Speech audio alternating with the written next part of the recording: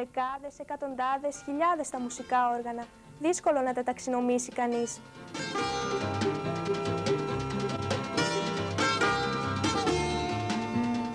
Η πλέον φιλική είναι η άτυπη ομαδοποίηση των μουσικών οργάνων σε κατηγορίες αναλόγως με τον τρόπο ερμηνείας τους και με το είδος των υλικών με τα οποία αυτά είναι κατασκευασμένα. Έτσι έχουμε τα πνευστά, τα κρουστά και τα έγχορδα μουσικά όργανα.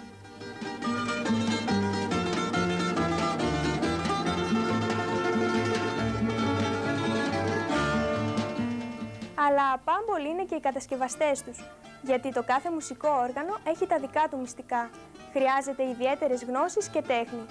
Εμείς, σήμερα στην εκπομπή μας, θα γνωρίσουμε ένα κατασκευαστή μουσικών οργάνων που με παραδοσιακό τρόπο κατασκευάζει έγχορδα μουσικά όργανα.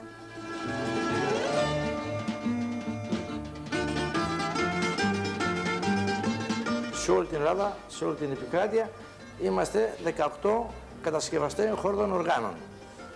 Από αυτούς οι 5-6 συνάδελφοι είναι εντός πόλεως Θεσσαλονίκης και οι υπόλοιποι, ένας είναι στη Λάρισα και οι υπόλοιποι είναι Αθήνα, Πειραιά. Έχουμε 18 με 20 μουσικά έγχορδα εδώ στην Ελλάδα. Και θα πούμε ορισμένα εξ αυτών. Είναι το μπουζούκι που έχουμε μπροστά μας, είναι η λεγόμενη λύρα πολίτικη, η λεγόμενη λύρα κρητική, η λύρα ηθρακιώτικη, θα έλεγα είναι το σάζι, το μπουζούκι, το μπαγλαμαδάκι, το λαούτο, το ούτι, το οποίο είναι παραδοσιακό και δουλεύεται πάρα πολύ στα νησιά μας. Είναι ο κεμενές ή κεμενή που λέμε, το δουλεύουν οι λεγόμενοι καραμαλίδες, το βιολί, η λύρα υποδιακή, τζουράς και μια ακόμη μικρή, ας πούμε, γκάμα οργάνων, η οποία δεν πολύ χρησιμοποιείται στο μουσικό κύκλο.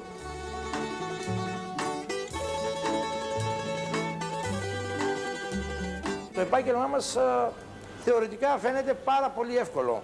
Στην πράξη όμως είναι αρκετά δύσκολο. Στηρίζεται κατά 70% σε μαθηματική ακρίβεια και γεωμετρική ακρίβεια. Πρέπει κανείς να έχει θέληση και ένα είδος, ας το πούμε απλά, κουράγιο να ανταποκριθεί στο είδος της κατασκευής γενικά των εγχόρδων μουσικών οργάνων. Τι σημαίνει αυτό? Πρέπει να έχει υπομονή, επιμονή και κάποιες καλλιτεχνικές τάσεις, δηλαδή να τον αρέσει η λεπτομέρεια.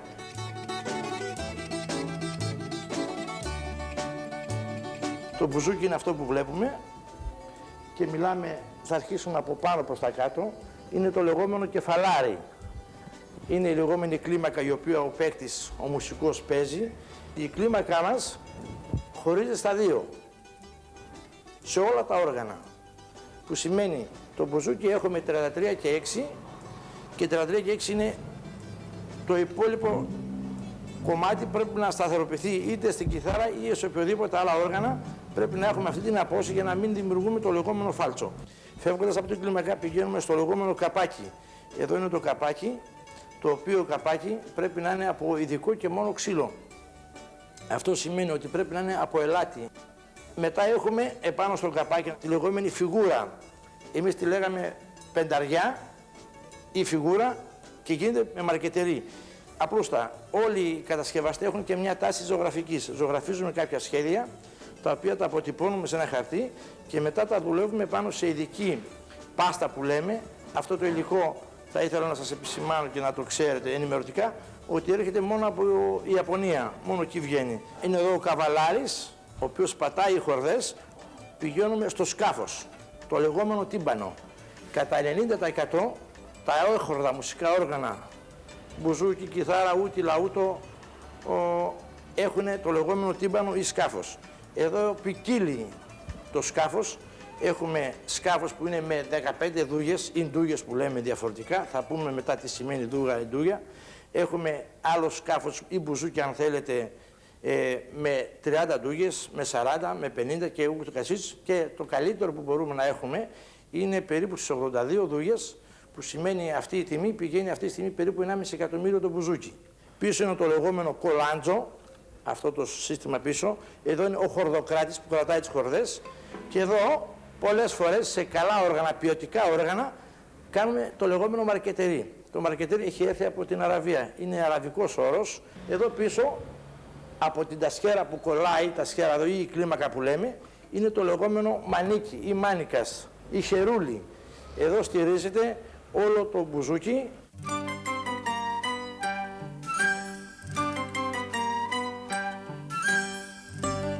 Το ξύλο που χρησιμοποιούμε για τα μουσικά έχορδα όργανα, κατά 70 με 80% είναι εισαγωγής. Τι σημαίνει αυτό? Παίρνουμε ξυλία από την Αφρική, από την Αμερική και από την Ασία, Κίνα και ορισμένα άλλα κράτη, τα οποία είναι πάρα πολύ σκληρά. Αυτό θέλουμε να το πούμε και θεωρείται και μυστικό του επαγγέλματος. Όσο πιο σκληρό είναι το ξύλο που χρησιμοποιούμε στο τύμπανο, πάντα μιλάμε, τόσο καλύτερη απόδοση ήχου έχουμε. Λοιπόν, αυτή τη στιγμή έχουμε μπροστά μας το λεγόμενο ξύλο αμπούρα. Αυτό βγαίνει στην Αφρική, στην Κεντρική Αφρική. Χρησιμοποιούμε και δικά μας εγχώρια ξύλα. Π.χ. την καρυδιά. Τη χρησιμοποιούμε για όργανο το οποίο στοιχίζει από 100 μέχρι και 200.000. Και η καρυδιά η δική μας η εγχώρια είναι ένα αξιόλογο ξύλο το οποίο μπορούμε να το χρησιμοποιούμε άνετα. Από εκεί και πέρα χρησιμοποιούμε και τη λεγόμενη λεύκη.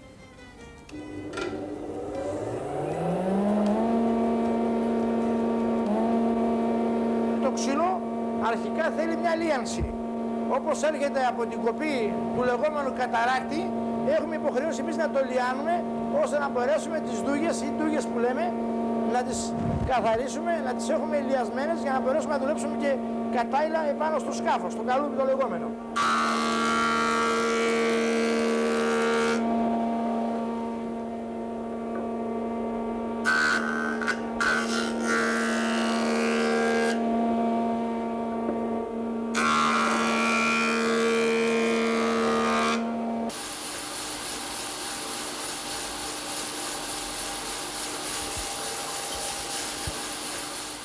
Το πάχος της λεγόμενης ντούγιας δεν πρέπει να ξεπερνάει, εδώ είναι και το μυστικό πλέον, μπαίνουμε σε πολύ βαθιά μυστικά της δουλειάς, δεν πρέπει να ξεπερνάει τα 2,5 χιλιοστά. Επαναλαμβάνω, το πάχος της ντούγιας.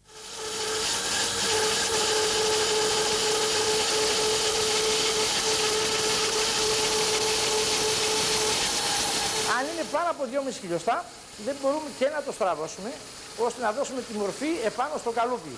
Θέλει ειδική προσοχή και ιδιαίτερη μέρημνα, ώστε, επαναλαμβάνω, το πάχος της ντούγιας, η ντούγιας, να είναι το πολύ 2,5 χιλιοστά. Αυτή είναι η λεγόμενη ντούγια μας. Βλέπετε, έχει κοπεί. Είναι έτοιμη πλέον για επεξεργασία ως προς το σκάφος. Τώρα ζεσταίνουμε το καμίνι μας, το οποίο θα στραβώσουμε πάνω τα ξύλα. Περιμένουμε να ζεσταθεί περίπου ένα 5 λεπτό, ώστε να έχουμε μια κατάλληλη θερμοκρασία, να μην έχουμε φθορά στο ξύλο.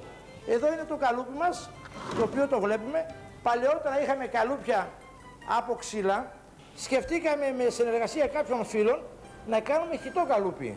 Όπως το βλέπετε αυτό το καλούπι τώρα, ώσπου να γίνει, να ζεσταθεί το καμίνι μας, να πούμε λίγο, είναι χυτοσίδερος. Και εδώ έχουμε κάνει μια εφεύρεση.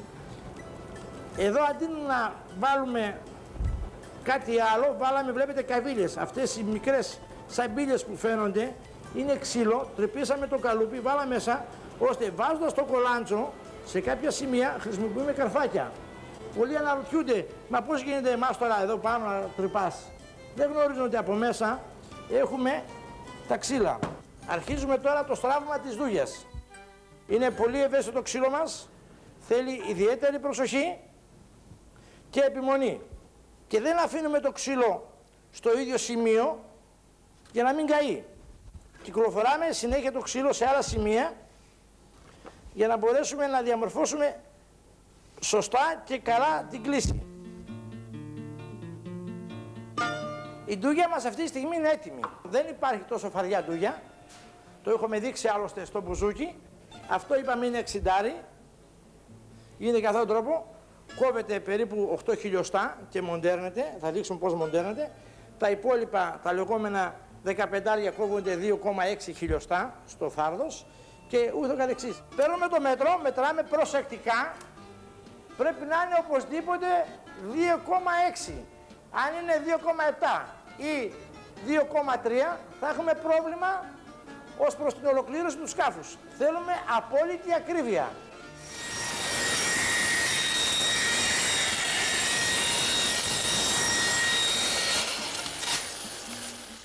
Η αρχική μορφή είναι αυτή.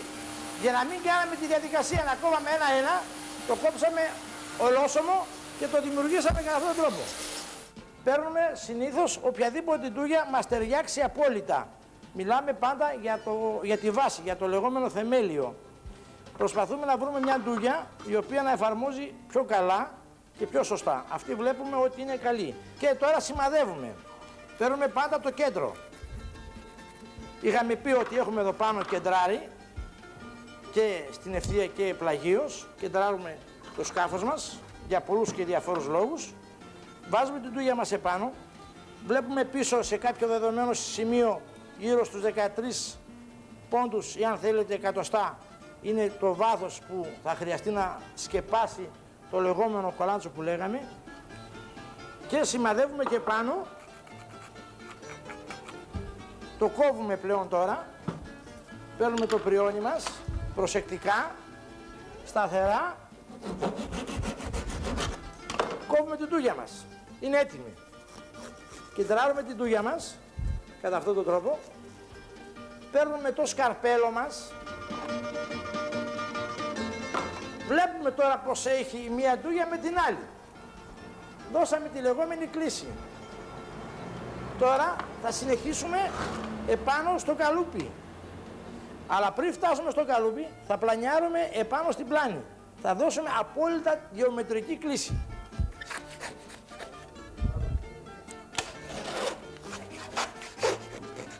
Μπρος και πίσω βλέπουμε είναι πολύ κοφτερή. Δεν αφήσαμε καθόλου μα καθόλου περιθώριο. Αυτό θα μας βοηθήσει ώστε στο τελείωμα του σκάφους ή του καλουπιού που λέμε να δέσει όλο. Και πάντα πρέπει να ξέρουμε ότι μπρος και πίσω πρέπει να είναι σε σχήμα καρφίτσας αν θέλετε, πολύ λεπτό για να μπορέσει να κλείσει το μπουζούκι ή αν θέλει το σκάφος. Είμαστε τώρα έτοιμοι να την κολλήσουμε. Η κεντρική ντούγια, το λεγόμενο θεμέλιο, πάντα κολλιέται αρχικά.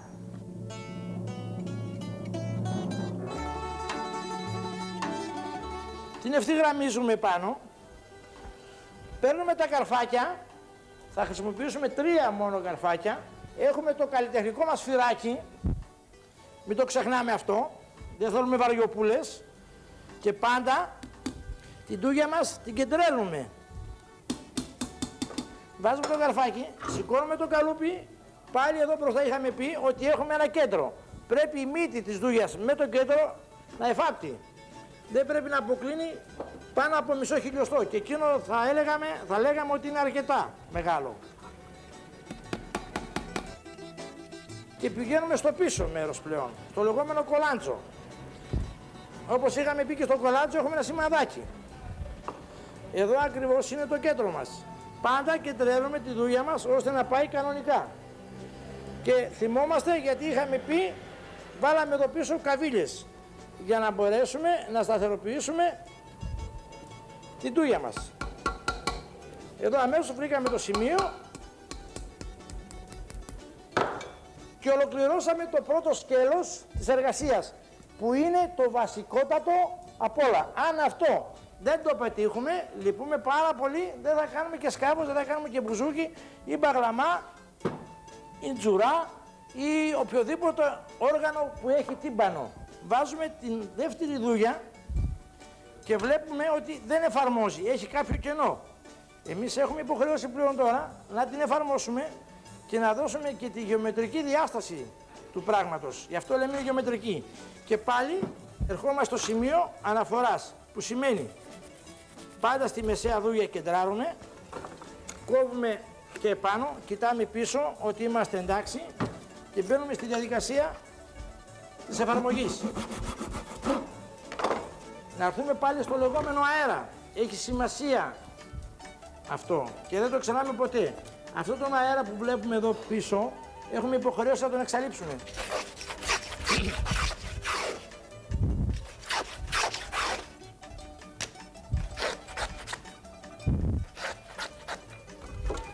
Βλέπουμε τώρα ότι ο αέρας που είχαμε προηγουμένως εξαλείφθηκε.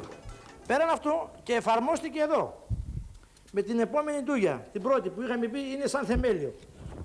Τώρα, θα πάμε από το λεγόμενο έξω, από την έξω πλευρά της δούγιας.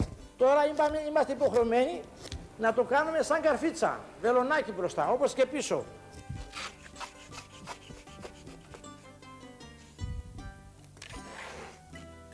Βάζω το ένα, που έχει σημασία, γιατί μετά κάποιος φίλος ή κάποιος οποιοσδήποτε μπορεί να μας τα μπερδέψει. Και καλού κακού χρησιμοποιούμε ή αριθμούς ή την αλφάβητο για να ξέρουμε σε ποια θέση θα μπει και η κατάλληλη δούγια μας. Γιατί η μία με την άλλη έχει διαφορά ως προς το πάρσιμο που λέμε, ως προς το δάγκαμα. Εδώ πλέον κάνουμε την εργασία του κολλήματος. Τον καπλαμά μας το βουτάμε μέσα στην ψαρόκολα, παίρνουμε το ένα, το αρχικό, και πριν το βάλουμε και αυτό ακόμη, ανακατεύοντας ελαφριά την ψαρόκολα, αλήφουμε λίγο την ντούγια μας μπροστά, είναι απαραίτητος όρος, και λίγο πίσω. Είμαστε τώρα έτοιμοι να πάρουμε ένα από τα καρφάκια μας. Δεν το βάζουμε ποτέ επάνω όπως κάναμε στο κεντρικό, γιατί αφήνει σημάδι. Θα το βάλουμε δίπλα. Το καρφώνουμε προσεκτικά, το στραβώνουμε και παίρνουμε αυτή τη στιγμή το λεγόμενο σίδερο που σιδερώνει. Τώρα σιδερώνουμε. Βλέπετε, απαλά. Δεν σιδερώνουμε πολύ για να μην κάψουμε το ξύλο. Βλέπουμε ότι αμέσως έχει κολλήσει. Γι' αυτό χρησιμοποιούμε και την ψαρόκολα, διότι στεγνώνει αυτόματα. Με το σίδερο στεγνώνει αυτόματα. Γυρνάμε το καλούπι μας από την άλλη πλευρά, παίρνουμε πάλι την ψαρόκολα μας με το ξύλο, που είναι κατάλληλο για αυτή τη δουλειά. Κρατάμε από την ουρίτσα, ας την πούμε έτσι, ουρίτσα του καπλαμά με το χέρι μας και αλήφουμε την ψαρόκολα ώστε να πάει σε όλο το φιλέτο μας. Γιατί αν δεν πάει κάπου δεν θα κολλήσει. Και τώρα παίρνουμε πάλι το σίδερο προσεκτικά, κρατώντας με το αριστερό το χέρι και με το δεξί το σίδερο, σιδερώνουμε απαλά και ωραία. Να κάνουμε τη λεγόμενη εφαρμογή. Το αριστερό το χέρι πιέζει πάντοτε προς τα εμέσα και με το δεξί πατάμε. Σιγά σιγά προσεκτικά ώστε να δέσει. Έχουμε πάντα πάνω από 2 σίδερα ώστε να προλαβαίνουμε το χρόνο. Παίρνουμε ένα καρφάκι προσεκτικά και αν θυμόμαστε είχαμε πει ότι βάλαμε πίσω κάτι καβίλες. Θα βρούμε προσεκτικά μια καβίλια ώστε να δέσουμε. Βλέπετε, βρήκαμε σίδερο. Θα βρούμε την κατάλληλη καβίλια. Στραβώνουμε την ντούγια μας και είμαστε έτοιμοι. Η πρώτη μας ντούγια κόλλησε. Τη βλέπουμε. Πάμε τώρα στη δεύτερη. Παίρνουμε πάλι τον καπλαμά όπως είχαμε πει. Σιγά σιγά. Γίνεται το ψήσιμο που λέμε. Τώρα ψήνεται η ντούγια. Μόλις, επαναλαμβάνω, ολοκληρωθεί και από δεξιά και από αριστερά η κάλυψη του καλουπιού μας από τις ντούγες και από το μεγάλο πλαϊνό και μετά από το κολάντσο, αφήνουμε το καλούπι για 3-4 ώρες να στεγνώσει η ψαρόκολα. Μετά ξεβιδώνουμε τη βίδα που κρατάει, η μόνη στήριξή μας είναι εδώ η βίδα, την ξεβιδώνουμε και χτυπώντας το καλούπι, δεν λέμε το καλούπι πλέον το μεταλλικό, λέμε το σκάφος κανονικά που έχουμε δημιουργήσει, το αφαιρούμε. Μετά με ένα πινελάκι από μέσα, επειδή δεν θα προλάβουμε να τα κάνουμε όλα, χαρτώνουμε, αν θέλετε, με ψαρόκολα, με πινέλο, βάζουμε κόλλα μέσα και βάζουμε χαρτί ή μπλε ή κάποιο έχρωμο, τι ζητήσει ο πελάτης, κίτρινο, πράσινο, οτιδήποτε, ανάλογα και την ποιότητα του οργάνου, ώστε να δημιουργήσουμε μια στεγανότητα, ο ήχος να μην φεύγει από το τύμπανο, να βγαίνει μόνο από τον αφαλό, από την τρύπα του οργάνου, από το καπάκι και πάνω. Να πούμε τώρα μόνο στο μάνικο, θα το δούμε ζωντανά. Εδώ είναι το μάνικο τοποθετημένο πάνω στο καλούπι μας, επάνω στο σκάφος. Το μάνικο μας είναι αυτό εδώ, η μανίκη που λέμε. Το βλέπουμε, παλιότερα το χρησιμοποιούσαμε διαφορετικά. Τώρα το δουλεύουμε με πιο σύγχρονα μέσα και κάνουμε το λεγόμενο μόρσο. Όπως βλέπαμε και βλέπουμε τον τάκο εδώ στο καλούπι, το τρυπάμε στο μηχάνημα και το τοποθετούμε το μανίκι μας μέσα στο καλούπι στον τάκο πάνω και το σταθεροποιούμε, βάζουμε ή ψαρόκολλα ή ατλακόλ, σταθεροποιούμε και είμαστε πλέον στην διαδικασία το να βάλουμε το καπάκι επάνω στο σκάφος, το οποίο δεν λέγεται πλέον σκάφος, λέγεται ημιτελή μπουζούκι. Από τη στιγμή που βάζουμε το μανίκι, φεύγουμε από την ορολογία το ότι έχουμε σκάφος, έχουμε πλέον ημιτελή μπουζούκι. Βάζουμε το καπάκι, βάζουμε τις φιγούρες και τελειώνουμε. Μετά είπαμε ότι είναι η λεγόμενη κλίμακα ή τα σχέρα, η οποία μπαίνει επάνω. Χρησιμοποιούμε κατά παράδοση και υποχρεωτικά, όχι μόνο παράδοση, το λεγόμενο έβαινο, ο οποίος στοιχίζει περίπου 3,5 εκατομμύρια το κυβικό. Είναι πολύ σπάνιο ξύλο, είναι από τη φύση του μαύρου όπως το βλέπουμε. Μπαίνει εδώ πάνω και με την κατάλληλη διαδικασία, θα το δείξουμε και αυτό σε λίγο, χαράζουμε τις νότες, τις διαστάσεις, τοποθετούμε πλέον την τασχέρα μας επάνω στο όργανο, βάζουμε τους καβαλάριδες και σχεδόν το όργανο μας είναι τελειωμένο. Τώρα να πούμε λίγο στη διαδικασία πώς γίνεται η χάραξη ή αν θέλει το χάραγμα της τασχέρας. Η κλίμακά μας διαιρείται στα δύο, όλα τα έχορδα όργανα αυτά διαιρούνται στα δύο. Λοιπόν, ανάλογα με το όργανο έχουμε και τις διαστάσεις. Στο μπουζούκι έχουμε 33 και 6 και ορισμένοι έχουν 34. Εμείς όμως δουλεύουμε 33 και 6 εδώ στη Μακεδονία μας, οι πιο πολλοί τεχνίτες. Αυτή είναι η κλίμακά μας, αυτό είναι το καλούπι μας που τοποθετούμε εδώ. Ανεβοκατεβαίνει για ευνόητους λόγους, θα τους δείξουμε τώρα. Εδώ είναι χαραγμένη η κλίμακα. Την τοποθετούμε μέσα κανονικά στο καλούπι. Παίρνουμε το πριόνι, το οποίο είναι ειδικό για αυτή τη διαδικασία. Πρέπει να είναι πάρα πολύ στενό, ώστε μπαίνοντας μέσα το τάστο να μην έχει απόκληση και μας παίζει.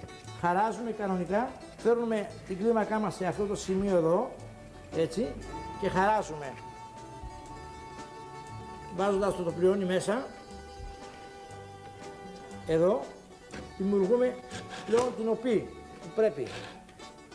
Περπατάμε σε άλλο σημείο, το αυτό. Δημιουργούμε πάλι την οπή. Αυτό εδώ, θα το δείξουμε έτσι για να το δει καλά η κάμερα, είναι το λεγόμενο τάστο. Κόβουμε κομμάτι-κομμάτι, να κόψουμε ένα κομμάτι για να το δούμε και βρήκαμε καλή μας τύχη. Το τάστο, αυτό εδώ, έχει από την κάτω πλευρά, έχει σαν μια γραμμή. Να το χτυπήσουμε κιόλας εδώ και να το βυθίσουμε μέσα για να το καταλάβουμε. Το χτυπάμε. Σταθεροποιείται μέσα. Και σε όλα αυτά τα διαστήματα μπαίνει και διαχωρίζουμε τον ήχο. Αυτή τη στιγμή σας δείχνουμε τα σχέδια τα οποία έχουμε δημιουργήσει με το χέρι μας, η λεγόμενη ζωγραφική. Αυτό το σχέδιο θα αποτυπωθεί επάνω στο λεγόμενο πλεξιλάζ, ώστε μετά με το πυριόνι χειροτεχνίας που είπαμε και θα το δείξουμε, δημιουργούμε αυτό το έργο τέχνης, το οποίο το βάζουμε πάνω στην κλίμακα να διαχωρίζουμε τις νότες. Ντο, ρε, μη, φα, σόλ, λα, συν, ντο. Είναι οι βασικές νότες του οργάνου, γενικά όλων των χώρων οργάνων. Αλλά ουσιαστικά δεν μπαίνει αυτό το σχέδιο σε κιθάρα, την αποφεύγουμε, σε λαούτου και ούτη. Οτιδήποτε άλλο όργανο, μπαγλαμαδάκι, μπουζούκι, μισομπούζουκο, τζουρά, μπαίνει το σχέδιο να διαχωρίζουμε τις κλίμακες.